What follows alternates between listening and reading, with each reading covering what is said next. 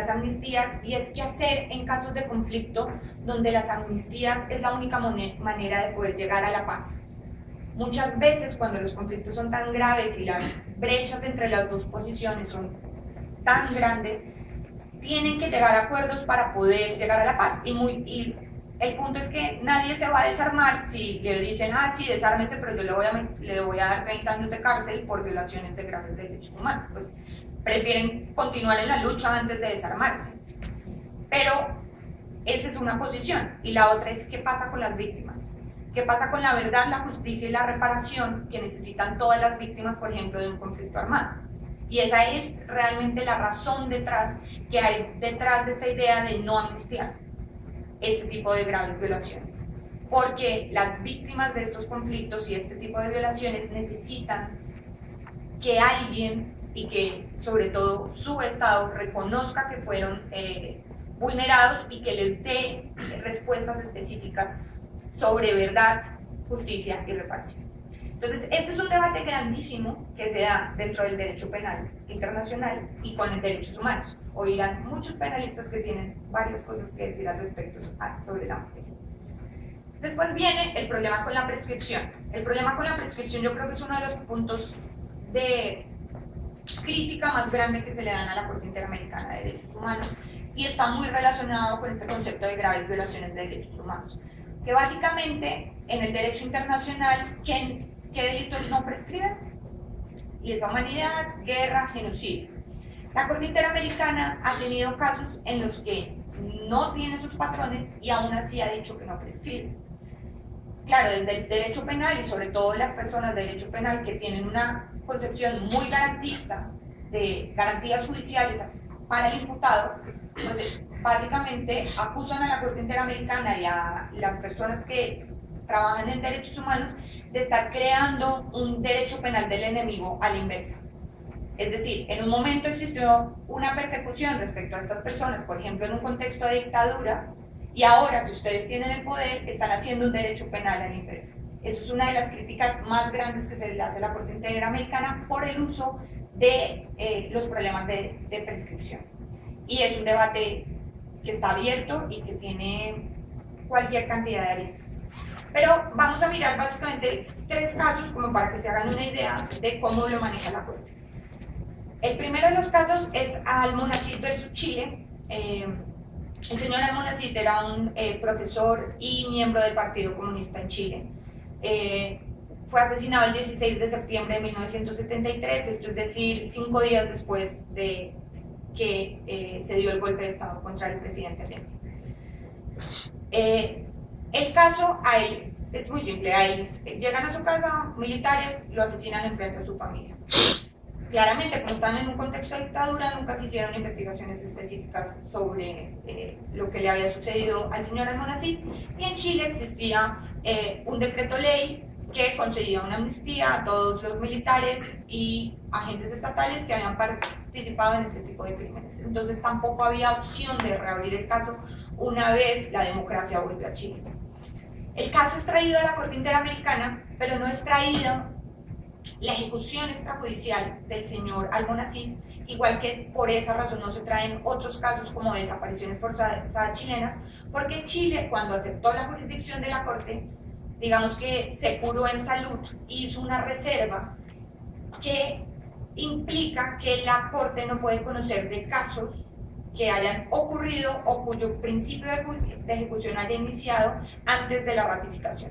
Es decir, Chile excluyó de la Corte, del conocimiento y de la competencia de la Corte, todos los casos de la dictadura chilena. Este caso viene entonces no porque al señor Almonacid lo ejecutaron extrajudicialmente. Este caso viene porque después de 40 años nadie ha hecho una investigación efectiva sobre lo que le sucedió al señor Almonacid. Entonces la Corte hace un examen muy juicioso, y este es el único caso en que la Corte lo ha hecho. Pareciera que la Corte después de este caso decidió no seguir esta línea, pero la Corte hizo un examen muy juicioso de por qué la ejecución extrajudicial del señor Almonacid era un crimen de lesa humanidad. Es decir, que la ejecución extrajudicial del señor Almonacid no era algo excepcional. Había sido cometido dentro de un patrón, en una época en que claramente era claro, eran 5 días después de la dictadura, de que la dictadura empezara, del golpe de Estado. En Chile la dictadura duró casi 17 años, pero lo cierto es que en los primeros meses de la dictadura se dice que son aproximadamente 3.000 desaparecidos, y los primeros 1.000 algo se dieron en los primeros años de la dictadura. O sea, en el momento en que los militares suben a Chile, realmente la situación para las personas que hacían oposición o que habían sido parte del gobierno de Salvador Allende era crítica. Y es claro que se usaron técnicas como la desaparición forzada, la tortura, la violación sexual contra mujeres para combatir al comunismo. Entonces la Corte dice, haz este examen claro de esto está enmarcado en un patrón sistemático y masivo. Por tanto, la ejecución extrajudicial del señor Almonacid es un crimen de lesa humanidad y por tanto no prescribe. ¿Por qué no prescribe? Por el carácter. Y además la Corte hace un análisis sobre la ley de amnistía que en ese momento había en Chile y le dice, usted tiene que inaplicar esa ley. Usted tiene que modificar y tiene que darle la oportunidad a las víctimas de que puedan reabrir todos estos casos. Ellos tienen un derecho a la verdad y el Estado tiene que garantizarles que efectivamente se conozca qué sucedió con estos casos. Pero como les decía, es el único caso en el que se hace el examen de crimen de lesa humanidad, que son términos y son definiciones que vienen muy del derecho penal internacional. La Corte Interamericana no habla de crímenes de lesa humanidad, habla de graves violaciones. Y existen otro tipo de graves violaciones en que la Corte ha dicho es una grave violación y hay patrones sistemáticos. Y describe los patrones, por ejemplo, muchos de los casos de desapariciones forzadas que ha conocido la Corte, Eliodoro Portugal en Panamá, por ejemplo, dice es una grave violación, pero no dice es un crimen de lesa humanidad. Y por eso Almonacid se vuelve un hito, porque es la primera vez que la Corte intenta jugar con el lenguaje de los tratados internacionales de derechos humanos. Pero después la Corte tiene graves violaciones sin patrón, es decir, violaciones que han sido cometidas pero que no responden a una actitud del Estado o a una política estatal. Y precisamente los dos casos que han sido muy controversiales son los casos Bulacio y Bueno Alves, los dos contra Argentina. En el caso de Bulacio contra Argentina, básicamente David Bulacio era un muchacho de 17 años que fue a un concierto de rock, la policía hizo una redada, lo llevaron a la comisaría de menores y aparentemente los policías en la comisaría lo golpearon gravemente. Y esto hizo que David tuviera un ataque y muriera días después de ser liberado.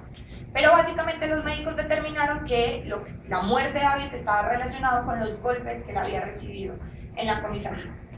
Entonces, el caso llega a la Corte Interamericana y el Estado se allana. Dice, es cierto, yo no cumplí con mi papel de garante, yo no cumplí con garantizarle a esta persona una detención legal, porque claramente no había razones para detenerlo, pero además, como fue golpeado por agentes estatales y esto desencadenó su muerte, pues el Estado aceptó que era responsable. En ese momento, cuando el caso llega a la Corte, el caso había prescrito a nivel interno y el Estado lo informó. Dijo, yo acepto mi responsabilidad, pero tengo un problema y es que la acción penal prescribió. Han pasado ya 17 años, 15 años, los casos en la Corte Interamericana, salvo excepciones, se demoran muchísimo llegar hasta este punto. Entonces, básicamente, prescribió. Y la Corte responde que la prescripción no puede ser un obstáculo y no pueden existir obstáculos de derecho interno para impedir la investigación y sanción de los responsables. Y en ese momento dice que toda violación de derechos humanos debe ser investigada y eventualmente sancionada. ¿Qué sucede? Cuando la Corte Argentina, la Corte Suprema Argentina, le llega la orden de la Corte Interamericana diciéndole que tienen que reabrir el caso, porque uno de los policías que había estado involucrado, el caso se llama el caso Expósito, entonces ahora la Corte Suprema Argentina tiene al imputado, que ya le había prescrito, diciéndole, pero ¿cómo así me están violando mis derechos? Porque es que a mí esto ya me prescribió y ahora esta Corte me está diciendo que me tienen que reabrir.